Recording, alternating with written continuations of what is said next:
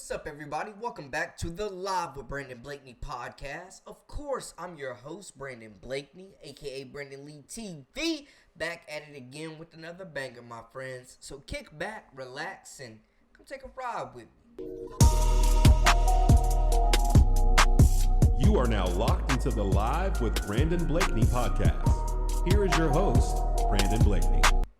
Man, LSU got the haters mad, y'all. They said LSU hadn't played nobody. They hadn't been battle tested. They wasn't ready for the smoke. Gilbert driving in, goes up, got it to go! Heartbreaker. What a game, man. Holy Kalen Gilbert, yo. KG is absolutely different. That game-winning shot was absolutely insane, bro. Gilbert driving in, goes up, got it to go! Bro, come on for the win. Yo, I talked about it in my last video, the straight X factor. The X factor for this group. One player that Coach Kim Mulkey said could be one of the best perimeter players ever to come through LSU that she's coached, period. Gilbert is the real deal. She has been on fire like their last 3-4 games, the last month, and 2025 belongs to her right now. Shout out to Anissa Morrow on the glass, grabbing them boards, y'all. 6'1", out there out-rebounding anybody. Put her against anybody not named Lauren Betts. Oh my goodness. The will, the determination, the way they came and punched Tennessee in the mouth and then took every blow that they threw back.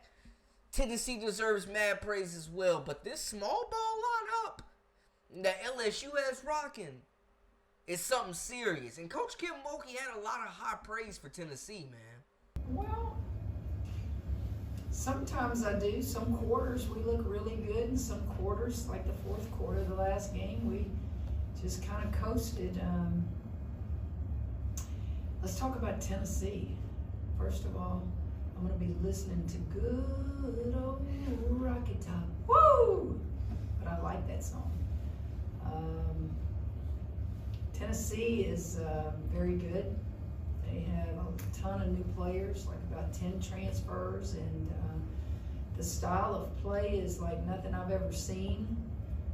They score a lot of points, and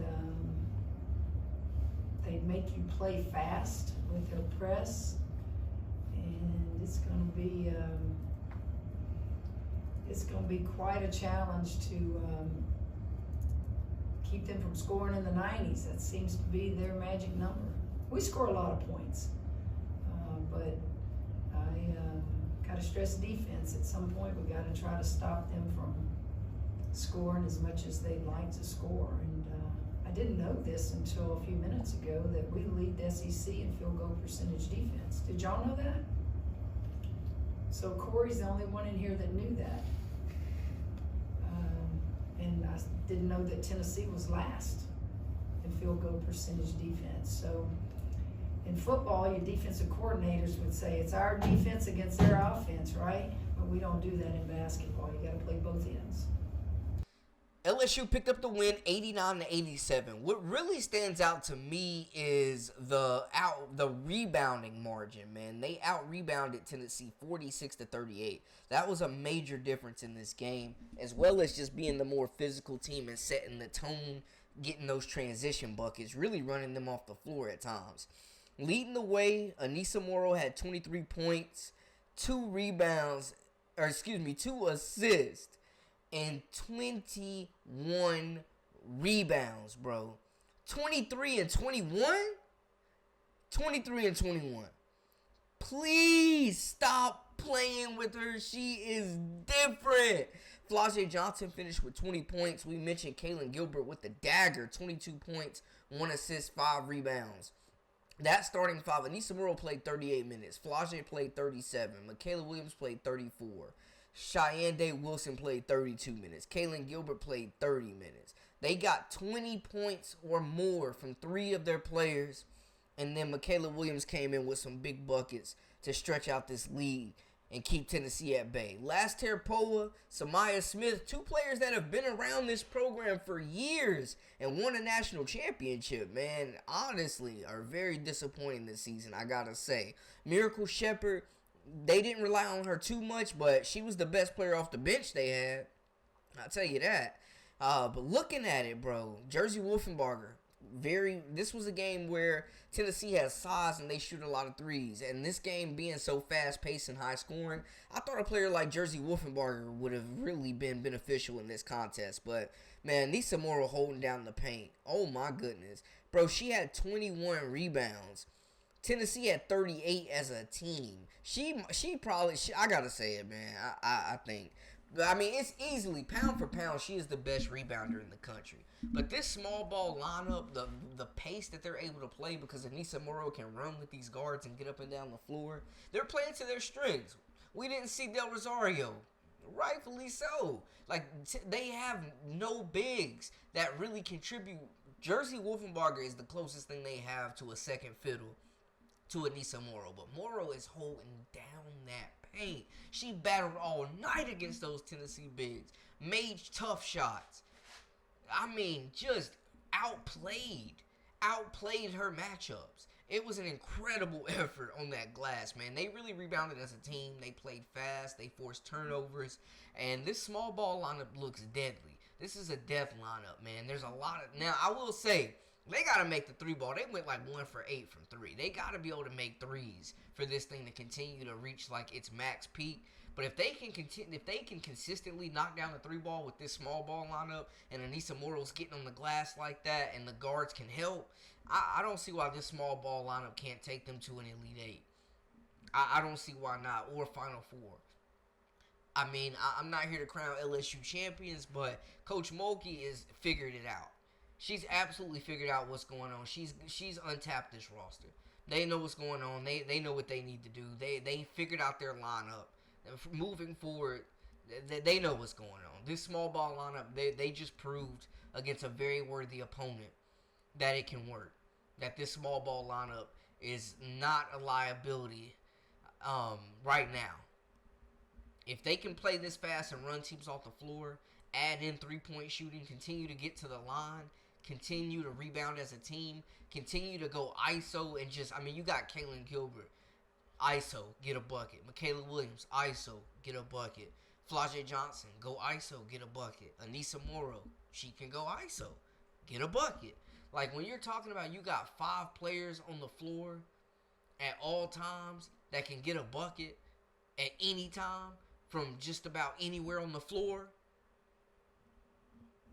I mean, that's extremely hard to defend. That's extremely hard to game plan for. I'm just saying.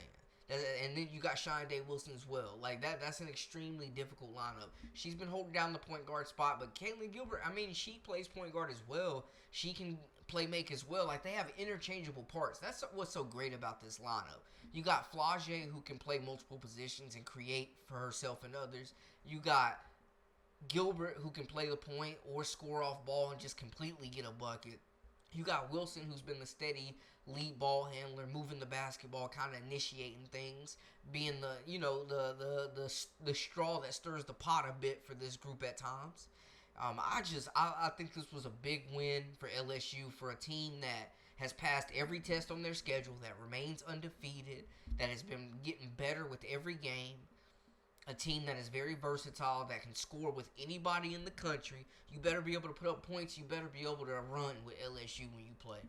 You better be able to run. You better be able to score.